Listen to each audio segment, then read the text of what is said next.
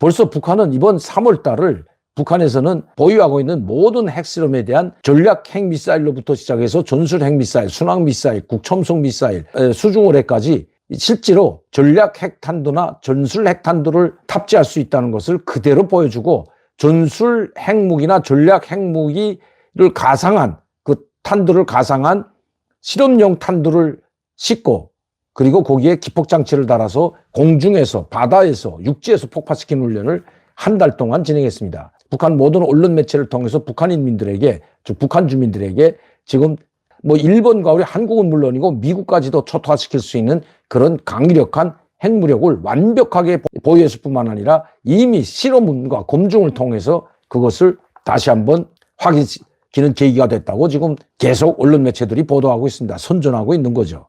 이렇게 이제는 핵실험뿐만 아니라 기폭장치, 가상용 탄두를 실어서 날려보내서 공중 폭파시키는 훈련까지 끝냈다고 대대적으로 선전하면서 지금 북한이 전쟁 분위기로 몰아가고 있는 상황입니다.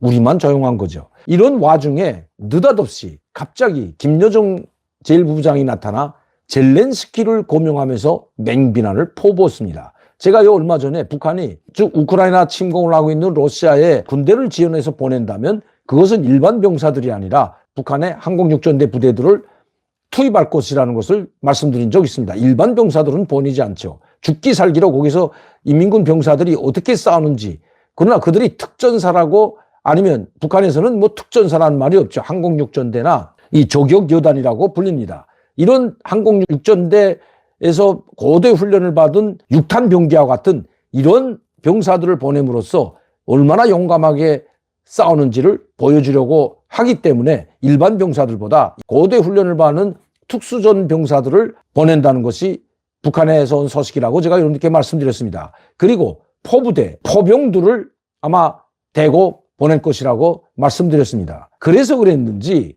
지금 젤렌스키 대통령을 이름을 거론하면서 김여정이 맹비난을 했습니다. 물론 이 젤렌스키 대통령을 거론하기 전에 벌써 이 1월 27일이죠. 금년도 1월 27일 러시아가 우크라이나를 침공한 이후에 북한은 러시아에 대한 전적인 지지 송원을 보내면서 그때는 러시아와 우크라이나 침공에 관한 김여정 담화문이 있었지만 담화문 즉 성명을 발표했지만 그때는 우크라이나를 비방하지 않았습니다. 그 주된 적은 즉 이 전쟁을 무모한 전쟁을 일으킨 장본인이 러시아가 아니라 바로 미국이라는 것을 찍으면서 미국 때문에 러시아가 이런 러시아와 우크라이나 전쟁이 발발했다고 미국의 모든 책임을 떠넘기는 그리고 강력하게 비방하는 이런 성명 담화문을 냈죠. 그러나 이번에는 완전히 다릅니다. 젤렌스키 대통령을 거론해서 맹비난하는 그리고 그런 담화문을 김여정이 직접 냈다는 것입니다. 이렇게 함으로써 북한이 자기들이 파병하는 즉 인민군 병사들을 이 러시아 전쟁에 투입시키는 것을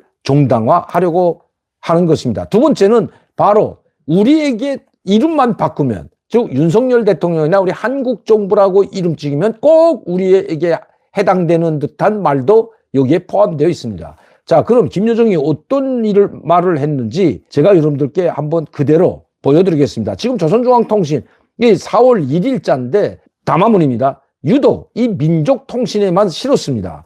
4월 1일 무모한 핵망상은 자멸을 부른다. 김여정 조선노동당 중앙인의 부부장 담화. 조선중앙통신하고 있죠. 무모한 핵망상은 자멸을 부른다. 최근에 우리 지금 북한의 핵협이 고조화되면 고조화될수록 우리 국민들이 지금 우리도 약 한 76% 국민들이 우리도 핵무장해야 된다는 이야기가 계속 나오고 있고 여론상 76% 최고의 높은 여론조사죠. 그리고 윤석열 대통령도 북한이 핵을 포기하지 않는다면 그 반대 조건으로 우리도 핵무장을 할 수밖에 없다. 이런 이야기들이 대통령 입에서 직접 나왔던 거죠. 자, 이래서인지 무모한 핵망상은 자멸을 부른다고 합니다. 그러면 자기들이 가지고 있는 핵무기는 자멸을 부르지 않을까요? 어쨌든 뭐라고 이야기했는지 한번 보겠습니다. 얼마 전 우크라이나 대통령 홈페이지에는 미국의 핵무기를 자국 영토에 배비하든가 혹은 자체로 핵무기를 만들 것을 주장하는 내용의 호소문이 게재되었다. 이 호소문에 90일 이내로 2만 5천 명 이상의 주민들이 서명하는 경우 대통령은 제기된 발기를 심의하고 이와 관련한 공식 입장을 밝히게 된다고 한다. 주민들의 의사표명이라는 그럴듯한 외피를 씌웠지만 그것은 젤렌스키 이 대통령 이름 직접 호명했습니다. 젤렌스키 당국이 운영한 정치적 모략의 산물이라는 것을 어렵지 않게 짐작할 수 있다. 2022년 2월 뮌헨 안보회의에서 젤렌스키가 자국의 핵보유국 지위를 회복할 입장을 밝힌 것을 비롯하여, 그러니까 핵폭이 원래 우크라이나는 세계 3위 핵보유국이었는데 미국, 러시아 다음에 핵무기를 가장 많이 가지고 있었던 것이 바로 우크라이나입니다. 그러나 핵을 포기해버렸죠. 자, 그걸 이야기하는 겁니다. 다시 핵무장을 하겠다는 거죠. 핵보유국 지위를 가지겠다는 건데, 우크라이나의 공식 인물들이 여러 계기들의 자기의 핵야망을 노골적으로 드러내는 것은 이미 잘 알려진 사실이다.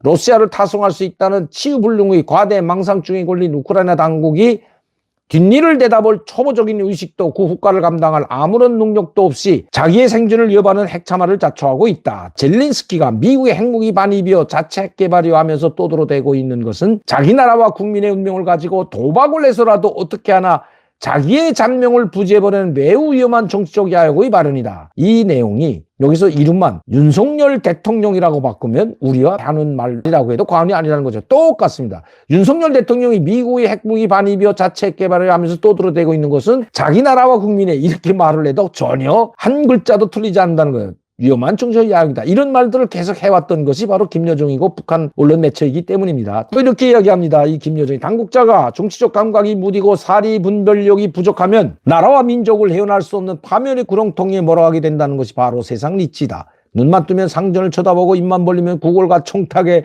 연부를 외우는 젤렌스키. 여기도 윤석열 대통령이라고 하면 딱 맞는 북한에서 매일 해대는 이야기죠. 애당초 러시아의 상대가 되지 못하며 그들이 지금처럼 핵망상에 진념하다가는 오히려 러시아의 핵 조준권 안에서 보다 선명한 목표가 될 것이다. 젤렌스키 당국이 이미 구멍이 숭숭 뚫린 미국의 해구산 밑에 들어서야만 러시아의 강력한 불벼락을 피할 수 있다고 타산하였다면 그들은 분명코 잘못된 길, 마지막 길을 가고 있다. 미국을 하네비처럼, 자, 이거 우리한테도 항상 그래서 미국의 바지가랑을 잡고 하네비처럼 섬기는 욕적 패당이라고 우리 윤 정부를 매번 맹비난하는 것이 북한입니다. 미국을 하네비처럼 섬기며 상전에 어약한 약속을 맹신하고 있는 앞잡이들은 핵 시한탄을 뒷잔동에 매달아 놓는 자멸적인 핵망상에서 하루빨리 깨어나는 것이 제 목숨을 지킬 수 있는 최상의 선택으로 된다는 것을 똑바로 알아야 한다. 지금 시점에 와서 왜 이렇게 젤렌스키 대통령에 대한 이름까지 거론하면서 이렇게 맹비난을 퍼붓고 있을까요? 이 침공에 군대를 파병하는 것도 정당화시키려는